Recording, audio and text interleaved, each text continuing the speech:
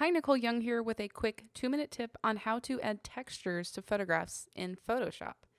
Here I have two images, the image I want to add the texture to and the image with the texture on it. So the very first thing I need to do is get this photo over on top of this photo. So I'm going to use my Move tool and I'm just going to click and drag to bring that photo over. And I'm going to hold the Shift key at the same time. Now I can just go ahead and minimize that because I don't need it right now. I'm going to go ahead and full screen by clicking F and just zoom in a little bit on that image. Okay, so now we have both of the images in the layers panel, but you can see that this one is covering it up, and we actually need to make that so it's a little bit more see-through and so it blends better with the bottom photo. And I'm going to do that using blending modes. There are two blending modes that I use when I am using textures and images. I usually either use overlay or I use soft light. Now you can experiment with the different blending modes, and you can actually do that quickly. If you're in a tool such as the Move tool, anything that's not a brush, if you hold the Shift key and then click the plus button, it's going to, and if you look right over here in the layers panel, it's going to shift those blending modes to different ones. You can use the minus key to go backwards. So I'm just going to go ahead and stay on soft light because I know that's the one I want to use for this.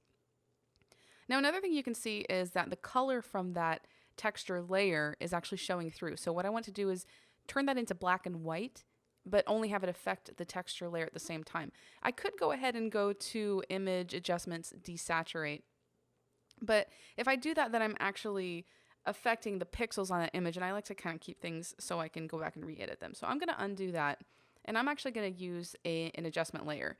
I'm going to click on the black and white adjustment layer, and I want to clip this to the texture layer so it's only affecting that, because you can see it's affecting that background layer as well. And the way I do that is I like to hold the Option key, it's an Alt key on the PC, and then I just hover in between that line where I want to clip the layer, and then I click. And you see a little arrow here and it drops down, so it's only affecting that image. Okay, so we have our texture, we have our blended, it's black and white.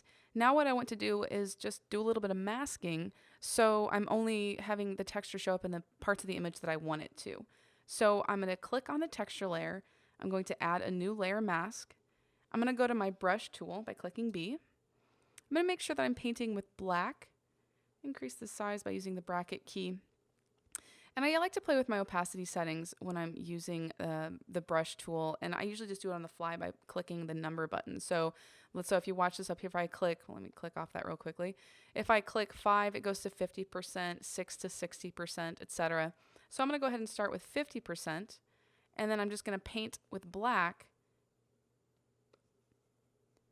to just kind of remove some of that texture so it's not super harsh.